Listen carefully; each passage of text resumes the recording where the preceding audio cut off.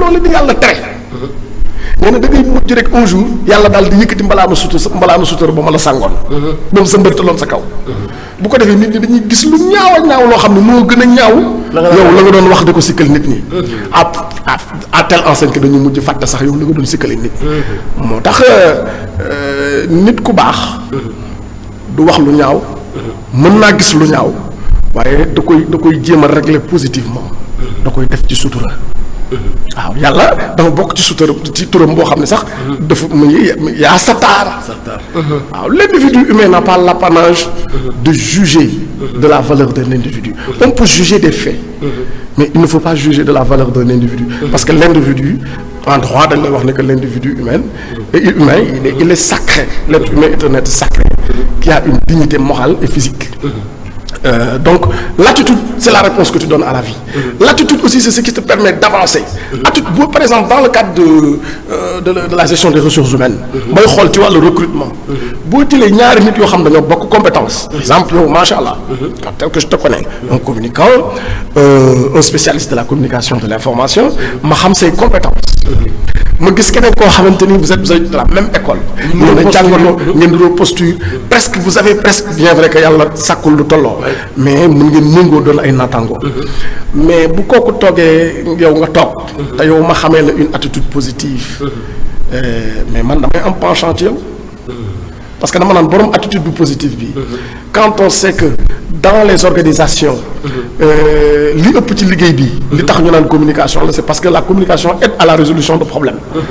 L'altérité est source de conflit. loolu la droit wax. nee na nit moom rek bu nekkoon ci kaw suuf soxlawul mu jote ak kenn. mais l'altérité moom mooy la présence de l'autre. dafay susciter lu ñuy wax conflit parce que il se pose un problème de liberté. Ma liberté s'arrête là. commence la liberté d'autrui. léegi nag dans ce cadre là li tax ñuy mën a créer une situation de paix dans des situations de crise. C'est la hauteur d'esprit. mais est-ce que loolu sax lu tax ñu mën a aborder wala ñu dugal li nga xamante ni moom moo nekk le gap IP benn schéma bi nga xamante ni dafay. tout à fait l'intention et la perception. tout à fait nekk ci diggante bi. tout à fait naka la ñu mën a pare pour di ko jéem a fexe jël la responsabilité. de pouvoir vraiment ñu fàtt gap boobu noonu. pour compréhension mën a am ci réew. tout à fait j'ai beaucoup aimé la formule. C'est une formule très nouvelle. qui est apparue. Il est vrai dans les années 2019, 2018, 2019, le gap IP, le gap intention, perception. Relation yi nit yi am yëpp. ci loolu lay tourné. damaa am yéene def dara. waaye naka la ko nit ñi di déggee. bu fekkee li ma yéene ji ma am. pour defal la ko. gisee nga ko nu rafet. donc sama yéene dafay jàll. on sera sur un même terrain d'entente. donc le gap il est comblé. mais su fekkee damaa am yéene def lu baax mais yow nga gis ni li baax li ma bëgg a def damay ay pexe la yoo xamante ni dama ciy jaar pour jëm laa suufu wala pour gën laa gannaaw pour jëm laa nax wala ma jëm laa manipuler gap bi mooy am na pax bu dox sama diggante ak yow. te loolu incompréhension la léegi nag ki nga xam ni moom moo am l'initiative de communiquer kooku moom mooy jël la responsabilité de combler le gap. bu combler gap bi moom mooy expliquer intention am ki nga xamante ni. moom la jàkkaar loolu moo xam soxnaam la. moo xam c'est un membre du personnel de son entreprise. moo xam sëriñam la. moo xam taalibeem la. jëwriñam la moo xam président ak ministre la. moo xam lu mu mënta doon. ki nga xam ne moo ci ëpp am xel moo ci ëpp hauteur de vue. moo ci gën a am attitude positive. kooku moo war a jël la responsabilité de combler le vide. le gap le fossé. qui existe entre l'intention qu'on a de bien faire une chose. ak la perception. qui est en fait la malperception. que l'individu en face de nous. a notre interlocuteur pour mën a comprendre nos intentions. donc moo lay wan ni la communication c'est toujours une notion de responsabilité. donc développement personnel. da ngay gis ni question de responsabilité la mais déjà thème yi nga xamante ni moom moo téye suuxat de suñu turu émission ñuy waxtaane tey lan mooy développement personnel.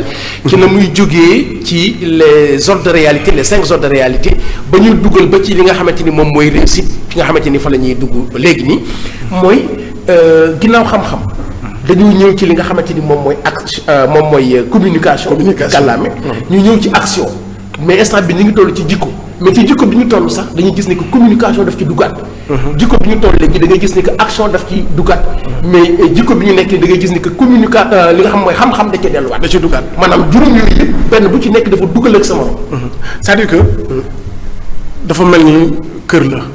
bu ñuy développé dafa mel ni nga tabax sa kër am sa terrain. nga dem ba ci biir clôturer. dem ba ci biir def benn néeg. nga dem ba ci biir nga defaat. toilette intérieure. nga dem ba ci biir nga defaat beneen chambre. lépp ci chambre enfant lépp ci kër gi la. nga dem ba ci biir nga defaat chambre d'hôte. nga dem ba ci biir nga def waañ. nga ci kër. nga dem ba ci biir nga def séjour. nga dem ba ci biir nga def jardin. et pourtant c'est une seule maison mais qui est en train de se développer noonu la mën a demee ba mu doon gratte-ciel. mais diggante néeg bi. ak toilette intérieure bi. dafay am issue. waaw dafay am. càlla la. loolay tax nga mën a jëriñoo. salle de bain bi. entre les différentes cellules dafay am des communicants. dañuy defaree waañ bi de telle sorte que waañ mënta ñàkk ci kër. donc dañ koy def aménager noo xamante ni. day am confort par rapport ak kii togg. peut-être que ni ñuy toggee xëy na saxaar si. li coolool gi xëy na du ñëw ci biir kër gi. toilettes yi aussi dañ koy defaree noo xamante ni. quand l'individu est dans la cour il n'est pas gêné. loolu lépp dafa laaj une certaine harmonie. donc il n'y a pas de cloison entre xam-xam. communication. action jëf. ak action. dañuy duggalante. dañuy nosante. donc il y a une interaction il y a une interactivité. entre la connaissance boo xoolee. d'ailleurs c'est un rapport de valeur. d'interdépendance de valeur. xam-xam mooy déterminer communication. nit ku xamul àddina. mais il peut pas très bien communiquer. mais ku mënta communiquer bu baax. day feeñ ci jëfam. mais ku dul jëf. doo am jikko yi nga xam ne moom la ñëpp di wut. mais kon cela veut dire que processus la boo xamante ni. c'est un processus. benn bu ci nekk. voilà mooy annoncé beneen ba ci des. mooy annoncé beneen bi ci des. te amul cloison. maanaam amul ab diggale. non non. il doit y avoir une fluidité. looloo tax doo ne damay commencer xam-xam. jàng xam-xam ba pare door a jàng communication déedéet. sooy jàng xam-xam dëgg. ci biir jàng xam-xam da ngay jàngale communication. sooy jàng communication dëgg. il faut nga mën a pratiquer communication. action ñëw ko ay c'est à l'œuvre que le forgeron se forge. c'est en forgeant qu'on devient forgeron. ça se dit. yow jàng nga communication. mais lan la jàngal ci communication dëgg bala nga koo xam da ngaa ñëw toog. pratiquer ko devant le micro jàkkaarloog téléspectateurs yi. ñu di la dégg ngay am influence bi nga xamante ne moom ngay am. comme disent les Américains pratique make perfect. la perfection mi ngi nekk ci pratique. voilà mais man. foofu dafa am lu ma ci dugal. practice. makes perfect. this is true. ça c'est vrai. mais man dama naan. a progressive practice. this is what makes perfect. une pratique progressive une pratique dans le progrès. c'est ça qui pousse à la perfection. parce que la pratique boo pratiquer dara rek yam ci. pratiquer waatoo. mënoo ci am perfection. di nga ci atteindre un niveau de compétence. mais doo ci atteindre. tu ne peux pas être au sommet de ton art. tant que toppaloo ko ba ca ñoom waxtaan la. donc a progressive pratique. a progressive practice. this is what leads to perfection. et là donc une pratique progressive. régulière, rigoureuse, constante, bien organisée, basée sur des principes de connaissance yu wóor. loolu moom moo la yóbbu ci perfection te boo yeggee ci perfection sax boo nee je suis enfin parfait dans mon travail.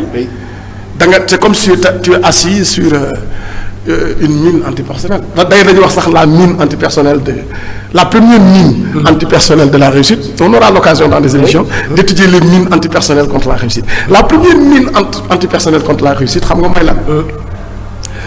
mooy nga dem ba am succès. c'est le fait d'être victorieux dans son domaine. rek nga daal di toog croiser say bras. du naagu rek de. waaw ku naagu rek. naagu doyal. loolu ñu ci bëri loolu leen daaneel. mais da ngay xool ñi jël prix Nobel. de la paix généralement. il est rare nga gis ñu joxaat leen ko. ku gagné coupe du monde tey. équipe bu gagné coupe du monde tey. jafe na. dans les prochains jours mu gagné coupe du monde. wala coupe d'Afrique. wala ko sa nekkul kon la personne est naturellement suffisante. boo demee ba ci biir rek boo inscrire sa bopp ci progrès. nga inscrire sa bopp ci objectif. soo demee ba ci biir sax da ngay commencer di bàyyee. noonu la demee da ngay fêter. da ngay célébrer. la personne est naturellement fêtard. voilà célébration mënut a ñàkk. célébrer mais bàyyil une marche. gérer aussi say pulsions. voilà say contentement xam nga dafa am ñetti mbir yoo xamante ni. daa am kilifa gu ko wax. nee na ci ñetti waxtu yii. na nga bàyyi xel ci ñetti waxtu yi. ñetti waxtu yi. dañoo jànkoonteeg ñetti waxtu yi. te bu ci ne na nga ci bàyyi xel. nee na waxtu wa ngay wér. waxtu boobu nga war a ñaan yàlla. mu musal la ci tawat. waroo bàyyi ba tawat di ñaan yàlla mu musal ci tawat. ak bëri fu la moom yàlla. waaw yàlla dafa bëgg ko proactif. waaw te développement personnel da lay jàngal nga proactif. waaye waxtu wa nga doonee ndaw. ca nga war a ut xam-xam. jàng communication. mën a jëflante. jëfal yàlla. jëf ju wér. tey ñaan yàlla bés boo doonee mag am jikko yu rafet. ba nga bàyyi ba. nga dem ba am weesu 40 ans. bëgg am ay jikko yu baax dëgg la il n'est jamais trop tard. waaye tubaab dafay faral wax ni day faral di wax naan un fou à 40 ans est un fou à jamais. oui un fou à 40 ans est un fou à jamais. nit ki bu xasee ba am bi jaaw. pour mu dellu si day jafe. bien vrai que nag yàlla mën na lu ne. dëgg la voilà donc nee na ci sa waxtu ndaw. ci nga war a ñaan yàlla yéene ci sa borom. jëfal yàlla loo xamante ni. am jikko yu rafet yoo xamante ni. li nga ciy jublu mooy yàlla téyel la sama. ñaareel baa ngi noonu. waaye ñetteel bi nee na waxtu wi la yàlla di wërsëgale. waxtu woowu nga war a ñaan yàlla mu musal la ci ñàkk. donc moo lay wan ni nit ki dafa war a anticiper ci lépp. waxtu wii ngay wéree. ci ngay ñaan yàlla mu musal la ci tawat. ndax Yonent bi sallallahu alayhi wasallam sax jàngale na ko. nee na lii musale ci tawat. mooy balaa ngaa tawat waxtu wa ngay wér nga ñaan yàlla musal la ci tawat. waaw comme li ñuy wax rek li ñu naan bukki yenn saa yi bukki bu xiifee. day ree bu reggee di jooy. ndax xam na ni que benn bu ci nekk dafay annoncé beneen bii ñëw. Moussa maa dégg benn boroom xam-xam aussi mu taxaw wax ni l'extase sera toujours et naturellement la sœur jumelle de l'agonie. benn bu ci nekk day waajal beneen ba ca des. kon waajal ko comme li ñuy wax sax ni que qui veut voyager loin ménage sa monture. te sax dégg naa benn boroom xam-xam aussi mu wax ni le vent ne favorise jamais un voilier qui n'a pas de destination. Voilà, je pense que c'est Alphonse de Lamartine. Lamartine qui l'a dit. Oui. waaw nee na. kii yëg ab gaal. jël gaal ba. daal di koy tëmb géej. nee na bu amul objectif. maanaam bu amul jublu ca la tax mu tëmb géej. nee na géej da ko yóbbu fu ko neex. géej moom mooy xool fu ko neex. moom mu yóbbu ko mu daal di ko fay sànni. maanaam nit da nga war a am ambition. da nga war a am ambition am objectif. xëy rek di dox te xamoo fu nga jëm. loolu sax dañ koy tere ku ñëw rek toog daañu la nañ dem nga ne ah man de. ñu bale la. nee nañ di dox di gëstu rek. di dox di gëstu rek te kenn woowu la. ak ndof la. dëgg la voilà dof mooy ki nga xamante ne amul intention. jëlul la responsabilité entière et pleine de sa vie et de son existence. donc li ñuy njëkk a jàngale ci développement personnel. mooy li yàlla njëkk a jàngale ci diine. donc développement personnel mën nañu ne. njàngalem sunu borom la ci wàllu àddina. xam àddina. d'ailleurs sax borom xam-xam bi demee. xam àddina xam yàlla mooy xam àddina. loolu moo tax tey. boo duggee dans le domaine religieux. ci man. parce que man j'intègre. dans le cadre. de mon cabinet. dans le cadre de nos activités. la dimension ésotérique du développement personnel. man yemuñu ci le développement personnel à l'européen. dañ koy coller ak suñu réalité. ak suñu diine. suñu diine waaw suñu cosaan suñu aada. c'est très important. donc développement personnel. dafa am un aspect intérieur. boo xamante ni dafay laal ci le développement spirituel. tarbiya tarqiya tasfiya. tarbiya. mooy ñu nanguloo sa xol lu mu wartu woon a nangu. voilà. mooy nit ki dafa rëyoon.